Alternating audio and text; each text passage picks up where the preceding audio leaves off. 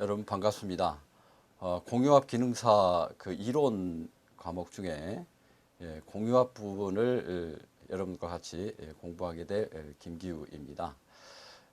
여러분들이 이 공유압 기능사를 준비를 하실 때 그 목적이 꼭 뭐 기능사 자격증을 뭐 취득하는 데도 목적이 있겠지만 실제 이 공유압 과목이라는 이 분야는 자동화, 그러니까 특히 공장 자동화 부분에 있어서 그 처음 첫걸음 또 가장 기본이 되는 그런 과목이라고 할 수가 있겠습니다.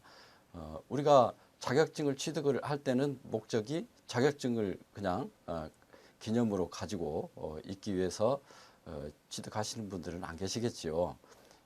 그걸 이제 그 분야에서 특히 자동화 기술 분야에서 그 이제 취업을 해서 그 부분에서 이제 종사를 하고자 하는 게 그 최종 목표가 되겠습니다. 그래서 물론 이제 그 우리 같이 그 공유압 일반 과목을 공부하는 그 목적이 이제 그런 목적도 있겠습니다만 이 그 계기를 통해서 공장 자동화의 그 기본적인 사항들 이런 사항들까지도 같이 공부를 목표를 가지고 공부를 했으면 좋겠습니다. 공유압 특히 이 공장 자동화 같은 그 부분에 있어서 그 공유압이 뭐냐 일반적으로 좀 생소합니다. 공압, 유압 이게 그 어떤 공장 자동화 무슨 관계가 있느냐 좀 생소할 수도 있는데요.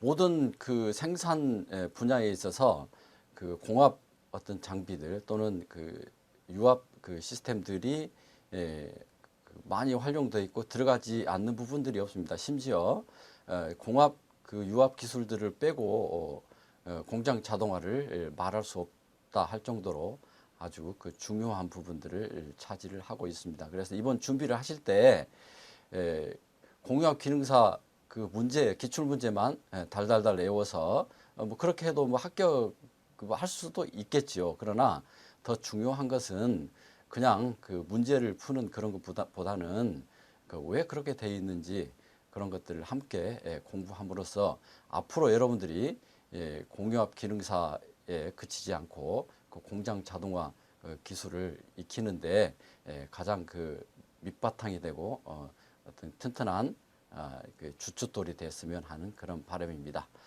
자, 시작을 하겠는데요. 공유압의 그 개론 부분들을 먼저 설명을 드리도록 하겠습니다. 이 공유압의 그 활용 그 역사를 잠깐 살펴보면은요. 공유압은 이제 특히 그 공압들이 언제부터 사용되어 있느냐 이런 것들을 한번 이렇게 살펴보겠는데 그 우리가 상상하는 것보다는 훨씬 전부터서 그 공기 압축기 그에 위한 공압을 기술을 사용을 해온 것을 우리가 알 수가 있습니다. 3000년 그러니까 BC 2000년이죠. 지금 서기 2000년이니까 그 훨씬 1000년 전. 그래서 2000년까지 전 그러니까 3000년까지 그 사용 역사가 올라가는데 그 중에서 그 추진식 그 석궁 좀 불행하게도 그 전쟁 역사와 그 밀접한 그 관계가 있겠지요. 시작이. 그다음에 AD 1세기경에 그 더운 공기에 의해서 움직이는 그 장치 기술을 활용을 했다 하는 그런 기록이 있다고 합니다. 공기의 그 운동 현상에 관한 학문을 이게 또 특히 뭐라 그러냐면 그 뉴매틱스다 이렇게 얘기를 합니다. 공압 그러니까 공기 하면은 그 에어 그 영어로 에어라고 그 말을 하죠. 그러나 그 우리 그러니까 공기를 압축을 해서 다시 팽창하는 그러니까 그런 힘을 활용하는 그런 기술들을 전문 분야의 용어로서 그 뉴매틱스다 이렇게 그 얘기를 합니다. 그래서 요게 무슨 용어를 가지고 우리 기술에 그 사용을 하고 뭐 그러지는 않지만 우리 그 상식적으로 이게 에어로 뭐 에어로 시스템 또는 에어 이렇게 얘기를 안 하고 그 뉴매틱스다 이렇게 그라는 전문 용어를 사용한다는 것을 우리가 알아주시면 좋겠습니다. 그 누메틱스라는 것은 그리스의 그 호흡 또는 바람이라는 그런 그 의미의 그 푸누마라는 말에서 유래가 됐다고 합니다. 그리고 그 이런 그 오랜 역사에도 불구하고 실제로 우리가 그 자동화 기술 분야에 그 산업 그 기술에 사용한 것은 그렇게 오래 그 된 역사는 아니라고 합니다. 그다음에 공정의 그 자동화 및 합리화가 시작되는 1950년대에 본격적으로 연구가 그 시작되었다고 합니다. 자, 그다음에 이어서 그 유압 기술의 역사를 잠시 살펴보시도록 하겠습니다. 그 유압 기술은 공압과 그럼 유압은 뭐냐? 결국은 뭐냐면은요, 이 파이프를 통해서 에너지를 전달을 해가지고 그 우리 그 기계 기구 장치를 움직이는 그런 원리는 공기를 압축에 의해서 밀어서 활용하는 그런 기술이나 또 안에 기름을 밀어서 파이프를 통해서 밀어서 활용하는 그런 기술들이 그 겉으로 봐서는 그 현상으로 봐서는 비슷한 것 같습니다. 그러나 그 특성, 그러니까 공기나 그 기름의 그런 특성들을 봤을 때 굉장히 그 차이가 많이 납니다. 예를 들면 공기 같은 경우는 그 압축이 됩니다. 그러니까 부피가 이렇게 줄어들죠. 그러나 기름 같은 경우는 압축이 안 됩니다. 물론 그 물리학적으로 봤을 때는 전혀 압축이 안 되는 건 아니지만 우리 공학에서 실제로 그 활용하는 그런 측면에서 봤을 때는 그 거의 그 기름은 압축이 안 된다. 특히 물 같은 게 액체 같은 경우 이렇게 그 정의를 해서 그 특징들이 굉장히 큰 특징들이 있습니다. 그래서 그 공합 기술과 유압 기술은 그 연구 분야가 상당히 그 차이가 있고 그다음에 시작 그 시점도 많이 차이가 나게 되겠습니다.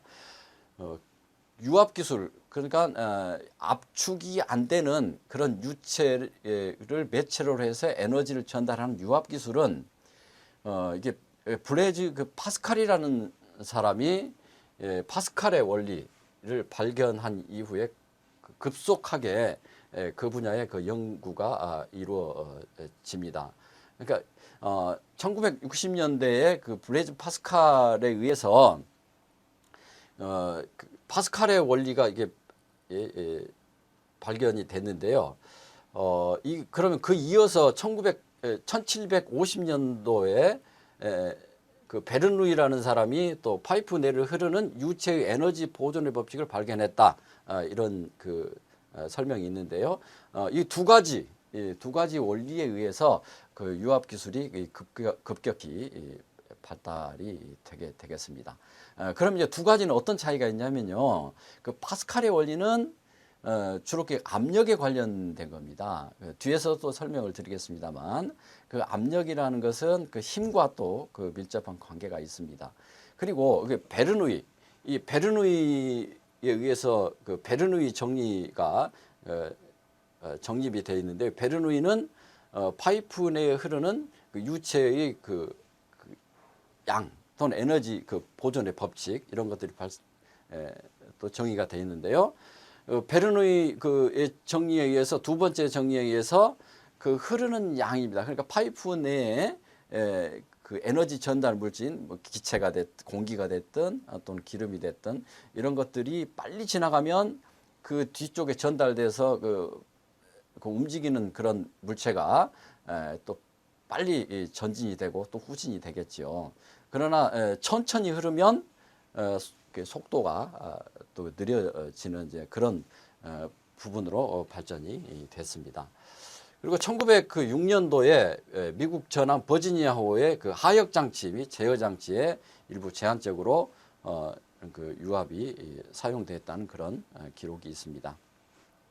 그리고 이 앞에서도 제가 말씀드렸습니다만 이런 그 기술들이 그 2차 그 세계대전 그러니까 그 무기와 기술과 같이 그 접목되면서 급속히 발전이 이루어집니다. 그리고 미래에는 이제 로봇 분야에서도 그 많은 분야가 그 확대되어서 발전되어질 것이라고 이렇게 전망을 합니다. 로봇 분야에 그 일반적으로 그 로봇은 그 관절이 그 전기 모터, 그러니까 스태핑 모터나 서버 모터에 의해서 그 움직이는 그런 경우가 대부분인데요. 그러면 이런 그 유압이라든지 공압 부분들이 어떻게 로봇 분야에 활용되느냐 하는 것은 그 실린더, 앞으로 좀 설명을 드리겠습니다만, 그 실린더라는 그 움직이는 그런 그 부분이 있습니다. 그러니까 기계 장치죠. 그러니까 실제로 우리가 활용하고자 하는 부분들이 그런 부분들이죠. 그 움직이는 어떤 물체를 옮긴다든지 아니면 압력을 가한다든지 그런 부분에 그런 그 요소들을 그 또 우리 용어로 액추에이터 이렇게 얘기를 합니다만, 그런 액추에이터가 일반적으로 그 실린더뿐 아니라 실린더 중에서도 그 머슬, 그러니까 우리 그 근육을 머슬이라 그러죠. 그 머슬 그 실린더라는 것이 또 개발이 돼서 실제로 그 움직이는 그런 그 동작들이 거의 그 동물의 그 움직이는 그런 모양을 구현해낼 수 있는 그런 장점들이 있고, 또 힘이라든지 속도에 있어서 그 유리한 그런 점들이 있기 때문에 앞으로는 그 로봇 분야에 많은 그 활용이 있을 것이라고 그 전망을 해 봅니다. 그러면 이러한 공유압의 그 활용 분야는 어떤 부분들이 있는가를 한번 살펴보시면은요, 당연히 그 공장 자동화 시스템의 그 활용이 되겠습니다. 공장 자동화 시스템, 특히 그 현장에 보면, 특히 영화나 아니면은 그 뉴스 같은 데 보면 어떤 제품을 생산을 했을 때에 자동으로 그 사람들이 직접 조작하고 하는 게 아니고 자동으로 무인 자동화로 제품이 생산되어진 것을 우리가 보실 수가 있습니다. 그리고 또 실제 그 뭡니까 제품 생산 공장에 견학을 가더라도 그런 것들을 우리가 쉽게 볼 수가 있지요. 그런 분야에 공유압 기술이 당연히 들어갑니다. 그 빼버리면요, 거의 그 움직이는, 특히 그 액추에이터 부분에 있어서는요, 이런 것들이 공유압 기술들을 빼고는 말할 수 없을 정도의 많은 비중을 차지를 하고 있습니다. 그리고 뭐 항공기 부분들도 마찬가지입니다. 유압의 어떤 시스템이 고장이 나면 큰 사고로 이어지죠. 그건 다시 또 말씀을 드리면 이런 공압이나 유압 그 시스템들이 항공기에 많이 그 적용이 돼 있다, 이렇게 말할 수도 있겠죠. 자동차도 마찬가지입니다. 자동차 다른 분야도 많겠습니다만, 자동차 같은 경우 우리 브레이크를 그 밟을 때 바람이 이렇게 빠지는 소리가 납니다. 바람이 새는 소리인데 그런 것도 그 공압 그 실린더에 의해서 그 제동을 하는 경우가 있겠죠. 물론 또 유압 그 시스템으로 제동을 하는 이제 그런 경우도 있습니다. 그리고 또 자동차 같은 경우에 그 자동문이 있습니다. 과거에는 옛날 얘기가 되겠습니다. 옛날에는 직접 그 문을 열어주고 닫아주고 하는 그런 차장들이 있었습니다. 그러나 요즘은 그 운전 기사분들이 직접 문을 열고 닫는 그런 이 자동차들이 대부분이죠. 그런 부분들의 문을 열고 닫을 때 공기가 그 새는, 압축 공기가 새는 그런 소리가 우리 경험할 수 있는데요. 그런 경우에도 그 공압이 그 적용됐다 하는 것을 알 수가 있지요. 그러면 선박도 마찬가지입니다. 이 앞에 보면 또 전함, 뉴저지 그 전함에 그 하역 운반 하역 장치에 뭐 사용했다 그런 기록이 있었다는 그런 말씀을 드렸는데요. 뭐 그런 부분뿐 아니라 여러 분야의 선박에도 사용이 되겠고요. 뭐 건설 기계는 그 말할 것도 없습니다. 건설 우리가 제일 그 일상생활에서 우리 많이 그 보고 그 접할 수 있는 그런 그 공유압의 그런 부분들이 이제 건설 기계 부분이 되겠지요. 건설 기계의 그 굴삭기, 그러니까 땅을 파는 그 굴삭기를 여러분들이 대부분 다 그 보셨으리라 생각을 합니다. 근데 굴삭기를 이렇게 우리가 관찰을 해보면 하얀 그 금속 막대가 그 앞으로 나갔다가 뒤로 또 들어갔다가 하는 이제 그런 모습을 볼 수가 있습니다. 그게 바로 뭐냐면 그 유압 실린더라는 겁니다. 그러니까 이 파이프를 통해서 유압을 밀어주면 그 실린더가 그 앞으로 나갔다가 뒤로 나갔다. 건설 기계들이죠. 그것뿐 아니라 다른 것들도 마찬가지입니다.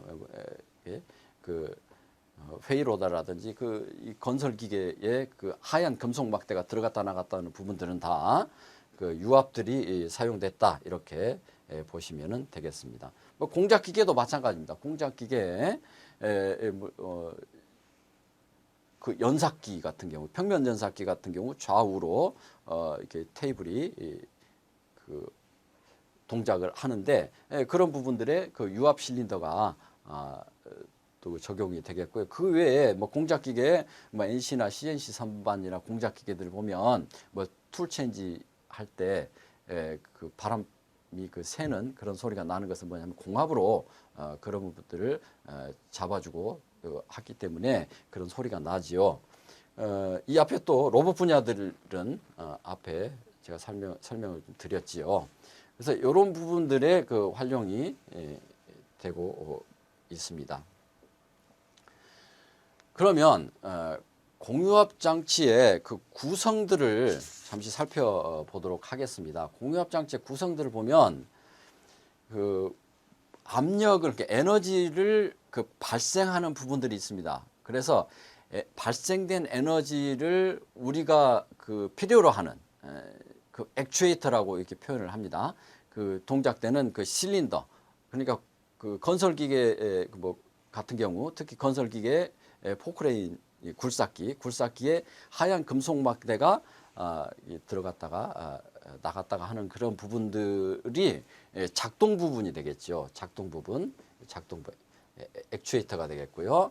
그 다음에 그 작동이 되기 위해서는 그냥 그 실린더 쇳덩어리가 그냥 움직일 수는 없는 거죠. 그럼 움직이게 할 수 있는 에너지가 있어야 되는데요. 그 에너지를 발생하는 압력을 이렇게 발생하는 압력 발생부가 있습니다. 그리고 이걸 적절히 그 쇠막대기, 그러니까 금속 막대, 건설 기계 장비의 금속 막대가 앞으로 나가느냐 뒤로 들어가냐 하는 그런, 어떤 때는 앞으로 전진하게 할 수 있겠고요. 어떤 때는 후진할 수 있도록 하는, 우리가 필요로 하는 그런 동작을 할 수 있도록 제어를 하는 그 제어 부분들이 있겠습니다. 그리고 실제로 우리가 사용되어지는 그 작동 부분들이 있겠지요. 그런데 우리는 실제로 보면 여기서부터서 여기까지는 우리는 사실 관심이 없지요. 어쩔 수 없이 하는 거고요. 우리가 활용되는 부분들은 이 작동 부분이 되겠습니다. 그런데 이 작동 부분의 동작이 우리가 원하는 대로 움직이게 하기 위해서 압력 발생 부분이 있어야 되겠고, 그 다음에 그걸 우리가 원하는 방법으로 움직이는 수 있는 그 제어 부분, 컨트롤 부분이 되겠죠. 이렇게 그 세 가지 부분으로 나누어집니다. 제가 이 세 가지를 간단합니다. 작동부, 제어부, 압력 발생부 이렇게 간단히 말씀을 드리고 넘어갈 수 있습니다만, 긴 시간 여러분들에게 그 설명을 드린 이유는 굉장히 중요합니다. 모든 시스템들이 요 세 가지 부분으로 구분이 되어서 앞으로 그 설명이 되어지기 때문에 간단합니다만 굉장히 중요한 그런 부분이 되겠죠. 그러니까 앞으로 설명을 드릴 때 여러분들이 마음속으로 지금 압력 발생 부분들을 설명하고 있다. 아니면 제어 부분들을 설명을 하고 있다. 아니면 작동 부분을 설명하고 있다. 이렇게 그 큰 그 밑그림을 놓고 설명을 들으시면 훨씬 이해가 빠르시리라 생각이 되어집니다. 요거 회로 앞으로 자세히 배웁니다. 여러분들 뭐 생소하게 처음 그 보시는 그런 그 그림들인데요. 이런 것들은 앞으로 자세히 설명을 드릴 테니까 이제 여기서는 간단히 보시면 되겠습니다. 그래서 압력 발생 부분들을 실제로 어떤 기계 부분들을 여기다가 회로 부분들인데 자세히 뭐 스케치 하듯이 그림 그리듯이 화가가 그림을 그리듯이 이렇게 그릴 수가 없습니다. 그래서 그 표현을 이렇게 그 심벌 기호로서 표현을 합니다. 그리고 예를 들면 기호라는 건 그거죠. 실제로 남자가 이렇겠습니까? 뭐 이렇게 생기지 않았죠. 그다음에 여성이 뭐 이렇게 생기지는 않았죠. 그런데 이런 것들은 그 표현을 하지요. 그러니까 그런 것처럼 이 복잡한 기계들을 이렇게 그 심볼로서 기호로서 표현하는 그런 부분들이 되겠습니다.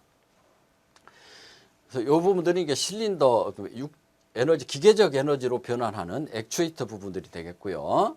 그다음에 이 부분들은 이렇게 스위치를 누르면 전진하고 놓으면 뭐 후진하고 하는 그 제어 부분들이 있겠고, 그다음에 압력 발생 부분 이렇게 세 가지로 나눠지게 되겠습니다.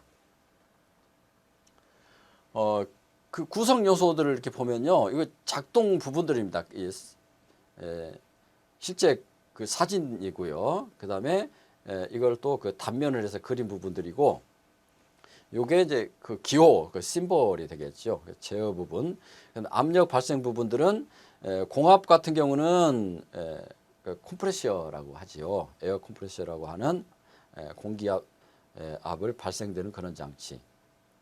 이거는 그 유압을 발생되는 그런 장치가 되겠습니다. 압력 발생부 이렇게 되겠죠. 자, 공압이란 그 공압을 이용하는 것을 쉽게 말해서 어떤 것들이냐면 강의실 내에 있는 공기를 이렇게 압축을 합니다. 그러면 공기가 원래 상태로 이렇게 돌아가려는 그런 성질이 있죠. 그런 성질을 그러니까 미리서 압축을 시켜놨다가 조그만 공간에 가둬놨다가 이게 필요할 때 이렇게 팽창하려는 그런 원래 상태로 돌아가려는 그런 성질을 이용해서 그 하는 게 이제 공압 이렇게 얘기를 합니다. 그래서 일반적으로 이제 대기압보다 대기압을 일기압이라고 우리 얘기를 하지요. 기압에 대해서 또 뒤에 설명을 드릴 테니까는요. 여러분들 그 일단은 1바보다 높은 압력의 압축 공기를 얘기를 하는데, 그러면 1.00001바 이것도 압축 공기라고 하느냐? 그렇게 활용을 안 하고요. 일반적으로 이제 1.5바 이상의 압력을 우리가 여기서 얘기하는 이제 누메틱, 그러니까 압축 공기를 활용하는 부분들이기 때문에 그걸 공압이라 이렇게 누메틱이라고 우리가 얘기를 합니다. 그래서 이 압력 에너지를 운동 에너지로 변환하는 것이다. 이렇게 정의가 됩니다. 그다음에 이제 공압 장치의 그 특성을 보면 그 장점입니다. 공기를 돈 주고 사는 경우는 없지요. 양들이 거의 뭐 무한합니다. 자기 쓰고 싶은 대로 다 쓰죠. 그다음에 이송이 아주 좋습니다. 공기 그 공압 호스를 통해서 멀리까지 전달이 되지요. 그래서 뭐 그 이송이 쉽다. 그다음에 저장성이 있습니다. 공압 같은 경우는 이렇게 이 탱크에다가 조그만 공간에 압축을 시켜서 저장을 하는 그런 저장성이 있고요. 그다음에 온도, 공기가 폭발하는 경우는 없지요. 공기가 높은 온도에서 폭발하는 경우로습니다. 그래서 안전성이 또 있습니다. 안전성은 두 가지인데 하나는 뭐 이게 화재 위험이 없는 그런 안전성도 있습니다만 또 하나는 뭐냐면 공기는 일정 압력으로 밀어주는데요. 그 힘이 딸리면 전기 같은 경우는 그 모터가 이게 소손이 되지요. 그러나 공기 같은 경우는 그 압력이 더 이상 올라가지 않으면 거기에 멈춥니다. 그런 그 안전성이 있습니다.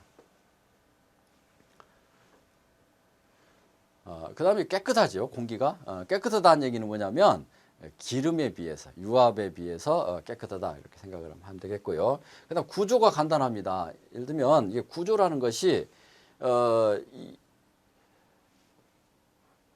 기계기구 장치에서 움직이려고 그러면요. 모터도 있어야 되고 그 중간에 또 동력을 전달하는 그런 요소들이 굉장히 복잡하게 연결이 됩니다. 그러나 공합 같은 경우는 실린더, 밸브, 호스 이렇게 아무데나 간단하게 장착을 해서 사용을 할 수가 있겠고요. 속도 면에서는 여기서 빠르다 하는 건데요. 그 속도가 빠르다는 것은 그 유압에 비해서 공합이 속도가 빠르다 이렇게 정의를 해주시면 되겠고요. 그 다음에 조절이 힘과 또는 속도를 조절하기에 용이하겠고요. 그 다음에 안전성, 조금 이 앞에 잠깐 설명을 드렸습니다만 과부하 상태에서 그 또 안전성들이 있습니다. 자, 그 다음 단점도 있습니다. 단점 뭐냐면 압축 공기를 이렇게 압축을 해야 되는 그런 장치들이 필요하지요. 그 다음에 압축성이 에너지를 저장할 수 있는 그런 장점도 있습니다만 또 반대로 또 단점이 될 수 있어요. 왜냐하면 에너지를 100을 밀어줬는데요. 앞에서 큰 어떤 물체가 가로막는다면 중간에 압축성에 의해서 100을 다 못 밀어주게 되겠죠. 그래서 그런 것들은 또 압축성이라는 것이 에너지를 저장할 수 있는 그런 장점도 있는 반면에 그걸 또 밀어주는데 다 못 밀어주는 그런 단점도 있겠습니다. 그래서 또 이런 그 압축성의 한계 때문에 역학적 그 한계가 있다. 그렇게 되겠죠. 그래서 보통 그 700kPa, 여기 처음 나오는 그 용어들이죠. 킬로파스칼, 바. 그래서 그 7바 정도 한계 이상은 그 힘에 있어서 사용을 안 하지요. 뉴턴 뭐 이렇게 돼 있는데요. 뉴턴 단위 이런 단위들은 뒤에 여러분께 설명을 드리도록 하겠습니다. 자, 유압입니다. 유압은 하이드롤릭이라는 그 오일이 아니죠. 오일이 아니고 여기서 이제 하이드롤릭이라는 그 전문 용어를 씁니다. 여기서 말씀드리는 유압이라는 건 뭐냐면 기름의 압력을 이용해서 활용되어지는 그런 기술을 유압이 하이드롤이라고 합니다. 그러니까 기름을 하이드롤릭이다 이렇게 얘기를 한다고 이제 그런 말씀을 드리는 게 아니고요. 여기서 말씀드리는 것은 오일과 그 차이는 뭐냐면 이렇게 기름의 그 압력, 그 힘의 전달을 이용해서 그 활용되어지는 그 기술, 이거를 전문적인 용어로 하이드롤릭 이렇게 얘기를 합니다. 그리스어고요. 그리스어에서 유래됐다 그런 얘기고요.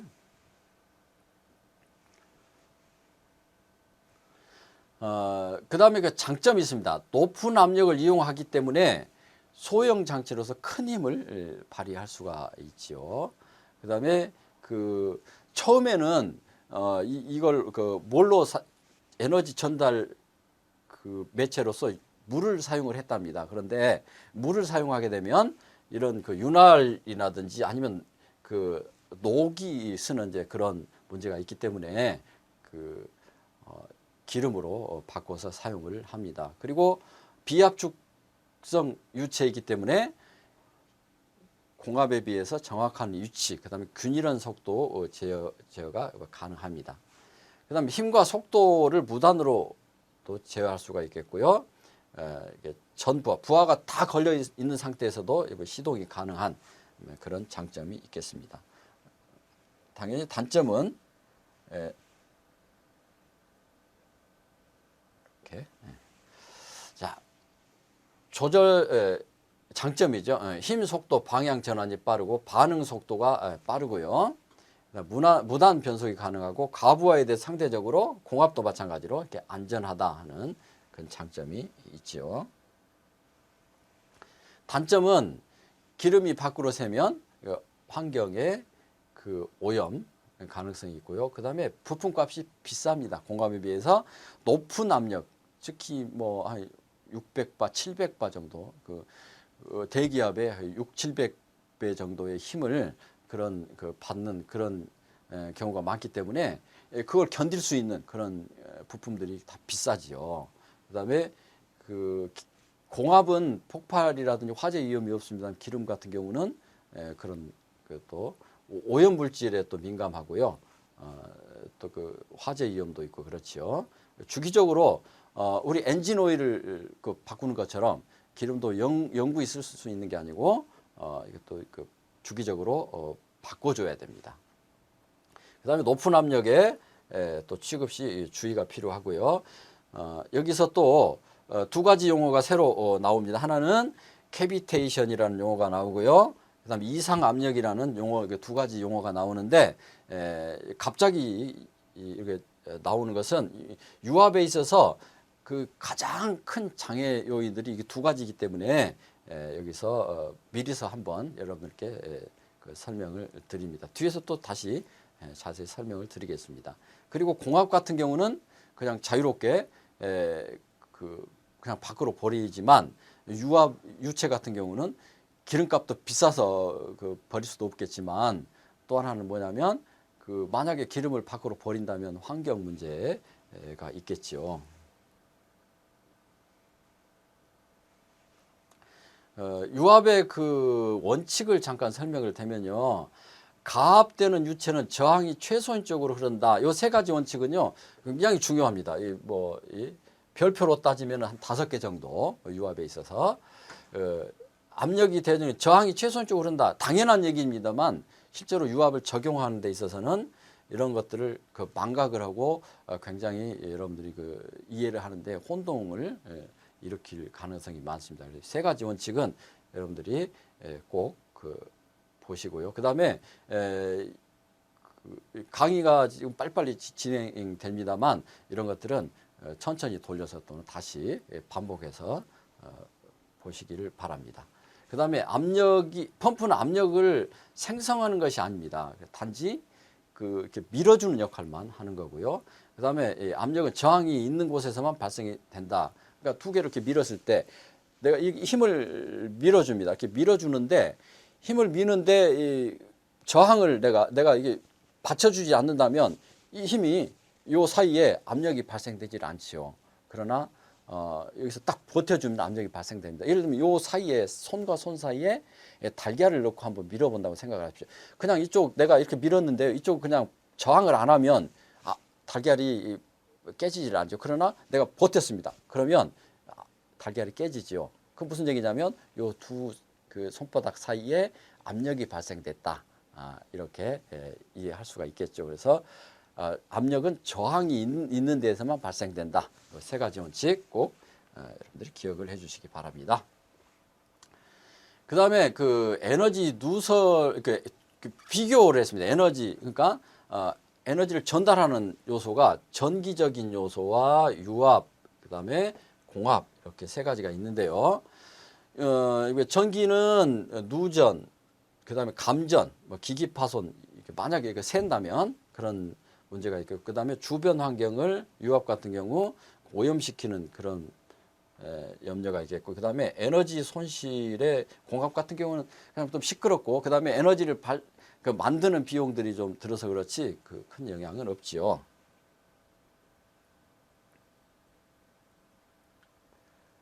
그 다음에 힘의 특성 과부하의 문제가 발생되고요.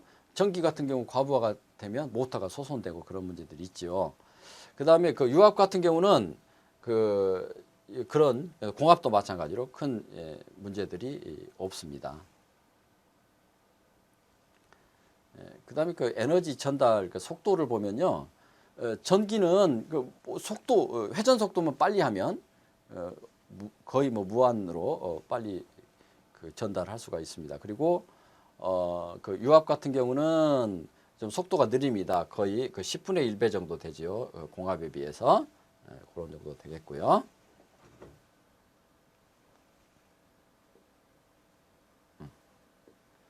자, 그다음에 그 공압 장치의 특성 중에서 그 앞으로 용어 중에 유체란 그 용어가 나옵니다. 그런데 유체는 우리가 혼동되는 게요. 자꾸 유체 하게 되면 이 기름 유자의 유체가 아닙니다. 그러니까 여러분들이 앞으로 제가 설명드릴 내용은 흐른다 하는 그 흐를 유자의 유입니다.